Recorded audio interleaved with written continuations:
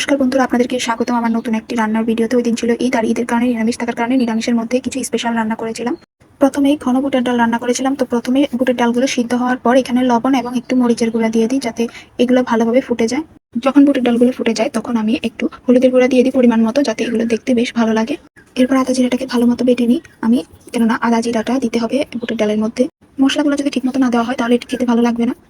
এরপর ডালের মধ্যে আমি আদা জিরা বাটাটা দিয়ে দিই এবং খুব ভালোভাবে মিশ্রণ করে নিই। এরপর একটি কড়াই পরিমাণ মতো তেল দিয়ে এর মধ্যে শুকনা মরিচ এবং পাঁচফোড়ন এবং তেজপাতা দিয়ে দিতে হবে এবং এর মধ্যে ডালগুলো দিয়ে দিতে হবে। এরপর এলাচি এবং দারচিনিকে ভালো মতো শিলপাটা বেটে নিতে হবে। আপনাদের যদি ব্লেন্ডার থাকে তাহলে অবশ্যই ব্লেন্ড করে নেবেন ভালো করে, আর যদি শিলপাটায় করেন তাহলে অবশ্যই ভালো করে মিশিয়ে নেবেন। এরপর ডালের মধ্যে কাঁচামরিচ দিয়ে দিবেন, যাতে একটা সুন্দর স্মেল বের হয়, এবং শিলপাটায় বাটা দারচিনি এবং এলাচি এর মিশ্রণটাকেও দিয়ে দিবেন এবং এটি খুব ভালো করে নাড়িয়ে নেবেন যাতে এটা নিচে লেগে না থাকে। আর এই যে দেখুন, তৈরি আমাদের ঘন বুটের ডাল। এরপর পোলাও রান্নার জন্য মরিচগুলোকে সুন্দর করে কেটে নিচ্ছিলাম। মরিচগুলোকে এভাবে করে মাঝখান দিয়ে কেটে নেবেন, যাতে মরিচ থেকে একটা ফ্লেভার বের হয়, এবং এরপর আদাগুলোকেও ঠিকমতো কুচি কুচি করে কেটে নিতে হবে। এই যে দেখুন, আমি আদাগুলোকে খুব কুচি কুচি করে কেটে নিবো এখন, কেননা যদি এগুলো কুচি কুচি করে না হয় তাহলে এগুলো থেকে ফ্লেভারটা বের হবে না। ফ্লেভারটা না বেরোলে পোলাওর মধ্যে তেমন একটা স্মেল আসবে না।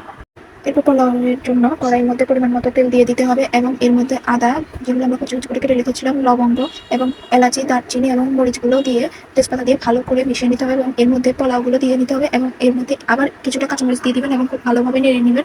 নেড়ে কিছুটা হালকা হালকা ভেজে নেবেন, যাতে পোলাও থেকে খুব ভালো একটা স্মেল বাইর হয়। পোলাওগুলো ভাজা হয়ে গেলে পরিমাণ মতো পানির মধ্যে পোলাওগুলো দিয়ে দিবেন এবং পরিমাণ মতো পানি দিলে পোলাওগুলো খুবই ঝরঝরে হয় এবং দেখতেও বেশ ভালো লাগে এবং খেতেও সুস্বাদু হয়। চালগুলোকে পানিতে দেওয়ার পর খুব ভালো করে নেড়ে নেবেন এবং 1 চিমটি হলুদ এবং 1 চিমটি চিনি দিয়ে দিবেন এবং চুলার আঁচটাকে খুবই লো রাখবেন। যদি এর আঁচটাকে বাড়িয়ে দেন তাহলে আমাদের পোলাও চালগুলো ঠিকমতো হবে না, এগুলো অনেকটা কাঁচা কাঁচা থেকে যাবে এবং খেতে ভালো লাগবে না, পোলাও চালগুলো ঠিকমতো সিদ্ধই হবে না। এরপর আমি পোলাওগুলোকে একটু সুন্দর দেখানোর জন্য গাজর কেটে নিয়েছি। যদি আপনারা চান এটাকে স্কিপও করতে পারেন, কিন্তু আমি কিছুটা সুন্দর একটু দেখানোর জন্য গাজরগুলোকে কেটে। এরপর গাজরগুলোর মধ্যে লবণ দিয়ে গাজরগুলোকে হালকা একটু ভেজে নিয়েছি তেলের মধ্যে। গাজরগুলোকে ভাজার পরে এগুলো আমি পোলাওর মধ্যে দিয়ে দিয়েছি, যাতে পোলাওর মধ্যে এগুলো খুব ভালো করে মিশে যায়, কেননা না মিশলে এটা সৌন্দর্য দেখানো, এটি বেসিক্যালি সৌন্দর্য দেখানোর জন্য আমি দিয়েছি। আপনারা চাইলে এটা স্কিপ করতে পারবেন এবং এরপর একটু ঘি দিয়ে ভালো করে পোলাওগুলোকে নাড়িয়ে নেবেন। এরপর পোলাওগুলোকে ভালো করে নেড়ে চেড়ে নেবেন এবং দেখবেন যে সিদ্ধ হয়েছে কিনা। সিদ্ধ হয়ে গেলে পোলাওগুলোকে নামিয়ে নেবেন। আমিও পোলাওগুলো আমার গুলো সিদ্ধ হয়ে গেছে, আমি নামিয়ে নিয়েছি। এরপর আলুর দম করার জন্য আলুগুলোকে ভালো করে কেটে নিয়েছি। একটি কড়াইতে পরিমাণ মতো তেল দিয়ে এর মধ্যে আলুগুলো দিয়ে ভালো করে আমি ভেজে নিচ্ছিলাম, কেননা আলুগুলোকে প্রথমে ভেজে নিতে হবে। আলুগুলোর মধ্যে পরিমাণ মতো লবণ এবং পরিমাণ মতো হলুদ দিয়ে এগুলোকে খুব ভালো করে ভেজে নেবেন। এরপর একটি পাত্রে আদা জিরা তেজপাতা লবণ মরিচ হলুদের গুঁড়াকে পানি দিয়ে ভালো করে মিশিয়ে নেবেন এবং কিছুক্ষণ ভিজিয়ে রাখবেন এই মিশ্রণটাকে। এরপর আলুগুলো ভাজা হয়ে গেলে এগুলোকে নামিয়ে নেবেন। আলুগুলো নামিয়ে নেওয়ার পর কড়াইয়ের মধ্যে পরিমাণ মতো তেল দিয়ে এর মধ্যে কিছু চিনি গুঁড়া চাল ভেজে নেবেন। চালগুলো একটু লালচে কালার করে ভেজে নেবেন এবং ভাজা হয়ে গেলে এগুলো নামিয়ে নেবেন। চালগুলো নামিয়ে নেওয়ার পর এর মধ্যে আবার পরিমাণ মতো তেল দিয়ে এর মধ্যে পাঁচফোড়নগুলো দিয়ে দিবেন এবং পাঁচফোড়নগুলো ভালো মতো ভেজে নিয়ে এর মধ্যে আমরা যে মিশ্রণটা বানিয়ে ভিজিয়ে রেখেছিলাম সেটা দিয়ে দিবেন এবং সেটি দিয়ে খুব ভালো করে নাড়িয়ে নেবেন। মিশ্রণগুলিকে ভালো মতো জাল দিয়ে নেবেন এবং এটি ভালো মতো জাল দেওয়া হয়ে গেলে এর মধ্যে যে আলুগুলো আমরা ভেজে রেখেছিলাম সেই আলুগুলো এর মধ্যে দিয়ে দিবেন। এরপর আলুর মধ্যে পরিমাণ মতো পানি দিয়ে দিবেন এবং কিছুক্ষণ নাড়িয়ে নেবেন।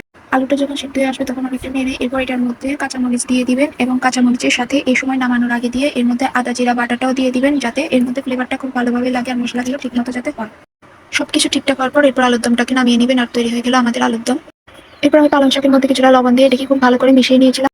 এরপর এর মধ্যে আমি বুটের ডাল বেটে রেখেছিলাম সেটা দিলাম এবং এর মধ্যে কাঁচামরিচ মরিচের গুঁড়া দিয়েছিলাম এবং এগুলো দিয়ে আর সামান্য একটু লবণ দিয়ে খুব ভালো করে মিশিয়ে নিয়েছিলাম।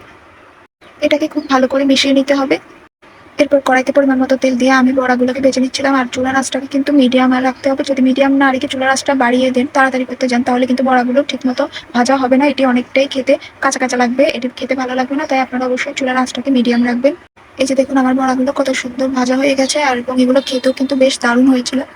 বড়াগুলো হয়ে গেলে আমি এরপর এগুলোকে নামিয়ে নিই। এরপর বেসনের জন্য আমি কুমড়াগুলোকে খুব ভালো করে সুন্দর করে কেটে নিচ্ছিলাম, যাতে সাইজগুলো দেখতে খুব ভালো লাগে। এরপর আমি কুমড়া বেসন করার জন্য আলাদা একটি পাত্রে সুজি দিয়ে দিই, এর সাথে ময়দা হলুদ লবণ পরিমাণ মতো চিনি এবং পরিমাণ মতো তেল দিয়ে দিই এবং এই মিক্সারটাকে খুব ভালো করে মিশিয়ে নিই।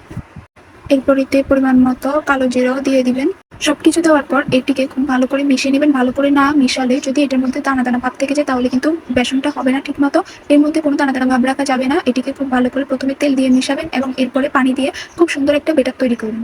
এই যে দেখুন, আমাদের বেটারটা তৈরি হয়ে গেছে। এরপর একটি পাত্রে পরিমাণ মতো তেল দিয়ে নেবেন। এরপর কুমড়াগুলোকে ভালো মতো বেসনের মধ্যে ভিজিয়ে নিয়ে তেলে ছেড়ে দিবেন এবং খুবই লো আছে বেসনগুলোকে ভাজবেন, যাতে এগুলো ভিতরেও কুমড়াগুলো কাঁচা না থেকে যায়, কুমড়াগুলো যাতে খুব ভালোভাবে সিদ্ধ হয়ে যায়। এই যে দেখুন আমি একই রকম ভাবে কুমড়াগুলোকে ভেজে নিচ্ছিলাম এবং খুবই লো আছে আমি এই কাজটি করছিলাম যাতে এগুলো কোনোভাবে ভিতরে কাঁচা না থেকে যায়। এরপর আলু ভাজা করার জন্য আমি আলুগুলোকে গোল গোল করে কেটে নিই এবং এর মধ্যে আমি লবণ এবং হলুদের গুঁড়া দিয়ে নিই এবং এগুলো দেওয়ার পর আমি এগুলোকে খুব ভালো করে মিশিয়ে নিই। এরপর আলুগুলোকে মিডিয়াম আঁচে লাল লাল করে ভেজে নিই। এই যে দেখুন আমার প্রত্যেকটা আইটেম হয়ে গিয়েছে। সো আজকের ভিডিও পর্যন্ত যদি ভালো লেগে থাকে অবশ্যই একটা লাইক দিবেন এবং আমার পেজটাকে ফলো দিয়ে দিবেন। Bye bye.